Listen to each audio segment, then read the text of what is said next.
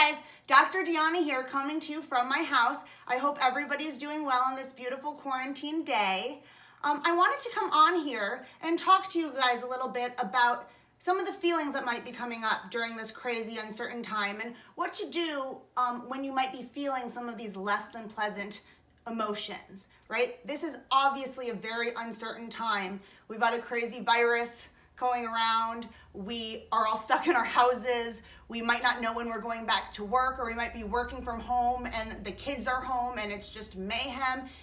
And all of those things, even one of those things, could lead to some less comfortable emotions. But all of those things at once, there's probably a lot going on inside and here and probably in your body too, especially because you haven't been able to get adjusted for a while. And I miss you guys so much and adjusting you guys so much. So anyway, until you can come back to see me, I wanted to teach you a few little things that you could do at home to really let those emotions move through you, honor and acknowledge the emotions that you're feeling, and let them move through you, and really use them to help change and influence your emotional state and your physical state. So we're gonna do some stage 1 SRI.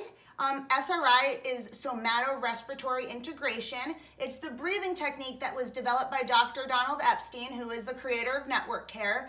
I know a lot of you have probably done it during your adjustments. Dr. Shima or I have probably helped you through a couple stages of SRI. You may have taken an anesthesia workshop. I know I've seen a few of you there. I do them all because I love anesthesia and I love SRI.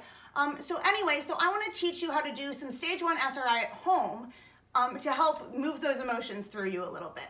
So we're gonna start, you can either start seated or laying down. I'm gonna lay down, that's a more common way to do it, but if you're more comfortable seated, that's also okay. So start always, if you're on your back, it's good to have your knees bent. It's better for your low back, for that lumbar curve. So you're gonna be on your back, and then we're gonna start and we're gonna put our hands over, not quite on our heart center, but right above the heart center, right? And we wanna be right center because we really wanna be influencing the spine, right? This is our center point. So palm over palm right over here, and I want you to breathe in your nose and out your mouth and into that spot. And I want you to observe what it feels like when you get breath into here. Is it easy or hard? Do you feel connected or disconnected?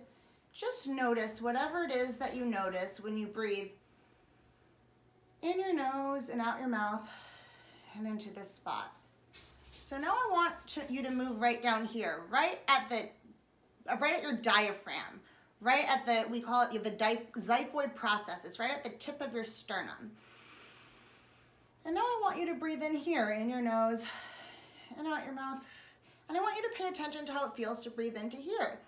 Is it easier or harder than the first spot? Do you feel more or less connected? Maybe you're checked out. You're not even paying attention to the breath here because it's just not really comfortable. Or maybe you want to stay here all day. Doesn't matter, just observe, don't judge. Easy breaths into this spot. And then I want you to move down to your belly button. And we're gonna do the same thing, in the nose and out the mouth. And we're gonna see how it feels to breathe in here. How does this spot feel compared to the first 2 spots? So as you breathe, I want you to identify the place that was the easiest to breathe into and the place where it was the most difficult to get breath. So for me, this was the easy spot and this was the more challenging spot.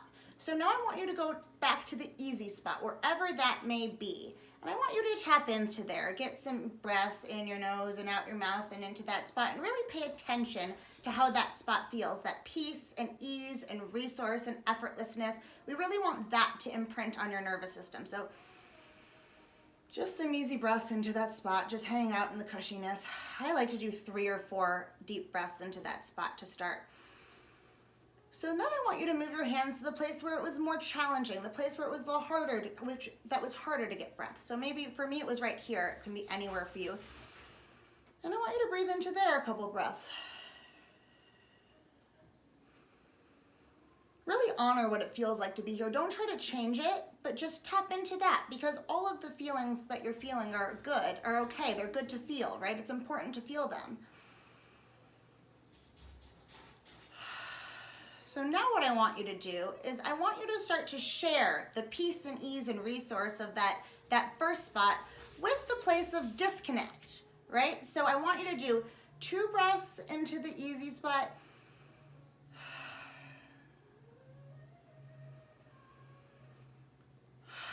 And then 1 breath into the more challenging spot.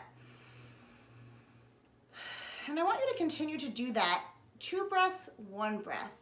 2 breaths, 1 breath, until both spots feel pretty integrated. And that can take as long as you need, and just do that. And then when you're ready, I always like to end at the first spot, the resource spot, because it's really good to leave on a high note. And then you can take your time, maybe stretch out, get all those places that you've been needing to stretch from sitting at your desk at home all week or for the last few weeks, and then you can come to sitting. So that is stage 1 SRI. You can do that anywhere and anytime. I like to do it first thing in the morning. It's just a really great check-in. I see where I'm constricted, I see where I'm connected. And when you have that place of resource first thing in the morning, then when things happen, when you get to a place of overwhelm, you can just tap into that place of resource. And it's amazing how effortlessly your energy changes when you just find that place of resource and tap in. So that's stage 1 of SRI. I would love to hear how you all feel after you do it. If you want to shoot me an email and let me know how it was. And anyway, that's all. Take care. I look forward to seeing you guys all soon. I love you all. Bye.